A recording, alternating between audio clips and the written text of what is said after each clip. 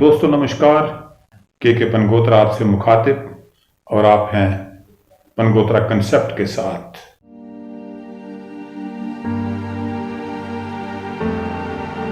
जम्मू कश्मीर में national conference Congress गठबंधन और भाजपा के बीच चुनावी मुकाबले की हवा में शेख अब्दुल रशीद यानी इंजीनियर रशीद ने एक नया तूफान खड़ा कर दिया है। मेरा किसी से कुछ भी नहीं, सॉरी, मेरा फार्मूला दुनिया को इलेक्शन का अकेले ही चला था। जान बेमंजिल लोग आते गए, कारवां बढ़ता। कांग्रेस से ज्यादा नेका की लीडरशिप परेशान है। वजह यह है कि कांग्रेस का मकसद सरकार में हिस्सेदारी से ज्यादा भाजपा को रोकना है, मगर नेका कांग्रेस के सहयोग से सरकार बनाकर मुख्यमंत्री की कुर्सी भी हासिल करना चाहती है। विधानसभा चुनाव के चलते नेका और कांग्रेस के बीच सीटों का बंटवारा भी इस बात की तस्दीक करता है। नेका 51 यानी 51 तो कांग्रेस 32 सीटों पर चुनाव लड़ रही है। यहां से बताना भी जरूरी हो जाता है कि इंजीनियर रशीद को धारा 370 खत्म होने के बाद एनआईए ने कश्मीर घाटी में आतंकवादी समूहों और आतंकवादियों को आर्थिक सहायता के आरोप में गिरफ्तार किया था। इस पर उमर अब्दुल्ला और महबूबा मुफ्ती की परेशानी उनके बयानों से साफ नजर आ रही है। मुझे तो अफसोस बारामूला पार्लिमानी हलके के लोगों के लिए है, क्योंकि ये बेल उन्हें उनकी खिदमत के लिए नहीं मिला है, सिर्फ और सिर्फ यहाँ वोट हासिल करने के लिए, और उसके बाद इनको वापस तिहाड़ लेना पड़ेगा।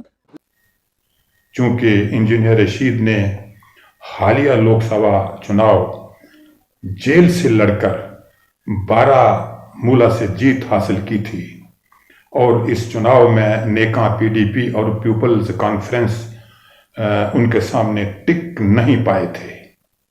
नेका और पीडीपी के बयानों का लबोलुआब ये है कि रशीद को विधानसभा चुनावों में उनके वोट तोड़ने के लिए जेल से रिहा किया गया है या लोगों को बांटने के लिए। देखिए, शक तो होता है क्योंकि अभी तक उनको रिलीज नहीं किया। इलेक्शन आपने देखा होगा कि जो जेलों में हमारे नौजवान हैं उनके माँ बाप को उनसे मिलने नहीं देते, उनको किसी किस्म की आसाइश नहीं दी जाती है।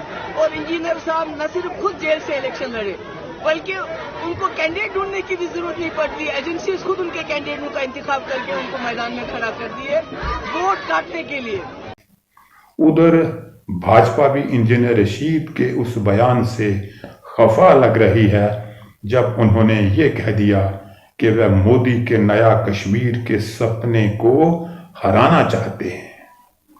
लगता है इंजीनियर रशीद की अवामी इत्तेहाद पार्टी की तरफ से आजाद उम्मीदवारों के रूप में विधानसभा चुनाव लड़ने वाले लोग कश्मीर में नेका का गणित बिगाड़ सकते हैं। कश्मीर घाटी में विधानसभा की 47 सीटें हैं और बारामूला लोकसभा हलके, यहां से रशीद चुनाव जीते हैं। वहां से विधानसभा की 18 सीटें हैं जिनमें 15 सीटों पर इंजीनियर रशीद ने खासी बढ़त हासिल की थी।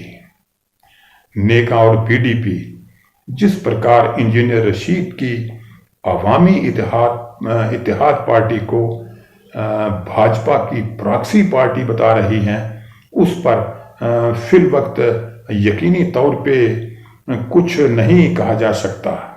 लेकिन ये भी गौर करने लायक है कि भाजपा अगर पीडीपी से मिलकर सरकार बना सकती है तो अवामी इत्तेहाद पार्टी से भी बन सकती है।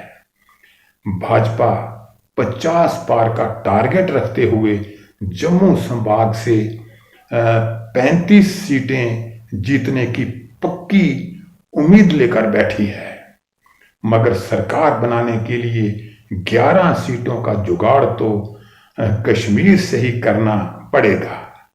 जाहिर है कि सरकार बनाने के लिए भाजपा को कश्मीर घाटी के लीडरों की दरकार रहेगी।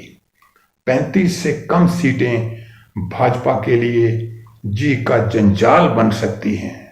अब ये नतीजों के बाद ही साफ होगा कि सरकार बनाने के लिए भाजपा को कश्मीर घाटी के कितने विधायकों का सहयोग लेना पड़ेगा और भाजपा के साथी बनने वाले विधायक इंजीनियर रशीद के होते हैं, सज्जाद लोन की पीपल्स कॉन्फ्रेंस के होते हैं या किसी दूसरे के होते हैं। राजनीति कौन सी रंगत दिखाती है और किस किस का बेमेल ब्लड ग्रुप सत्ता के लिए मिल जाता है, ये देखने वाली बात होगी। दोस्तों, आज के लिए इतना ही। अगली बार किसी और मुद्दे के लिए आपके समक्ष हाजिर रहूंगा। तब तक के पनकोतरा को इजाजत दीजिए। नमस्कार।